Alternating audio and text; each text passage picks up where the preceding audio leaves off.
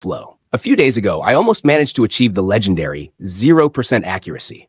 Yes, 0.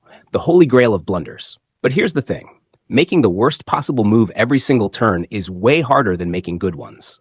Who knew disaster required so much skill? So instead of chasing that, I thought, why not explore the deepest line of theory I could find? And I landed on this absolute monster.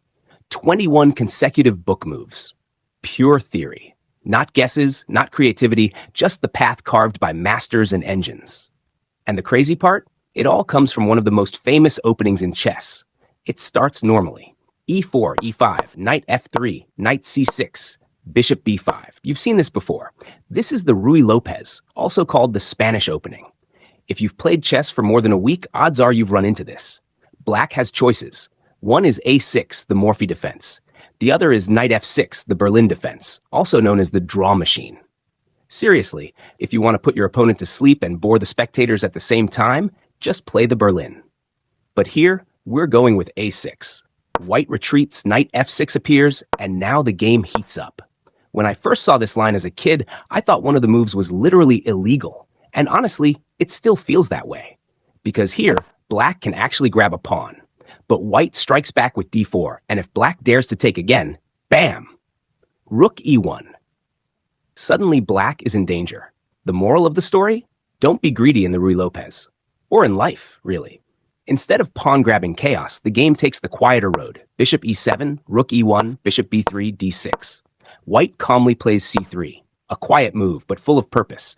It gives the bishop a retreat square, it supports the center, and it prepares the big break with d4. Black castles. White prevents bishop g4 with h3. And now enter the Breyer variation. Black retreats the knight to b8. Yes, backwards. But don't laugh. That knight is headed for d7, opening space for the bishop and preparing future pawn breaks. It's like that friend who leaves the party early, only to show up at the after party in style.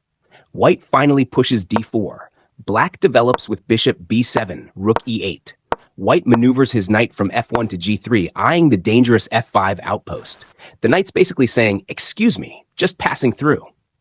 But black notices and pushes g6 to stop it. So white switches plans and goes for queenside play with a4.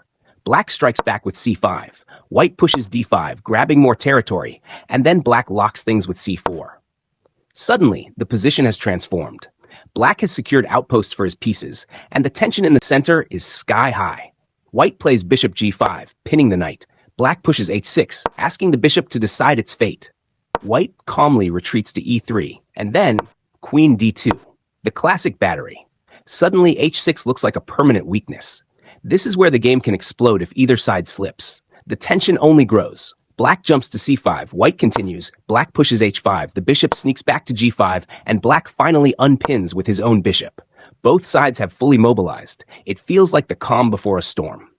And then, the cherry on top, rook a3, a strange-looking rook lift after preparing to double on the a-file. It may look odd to beginners, but this is all part of the book line. And with that, we've reached the end of theory. 21 moves deep. And here's the most unbelievable part. After 21 moves, not a single pawn has been traded. 21 moves, 0 exchanges.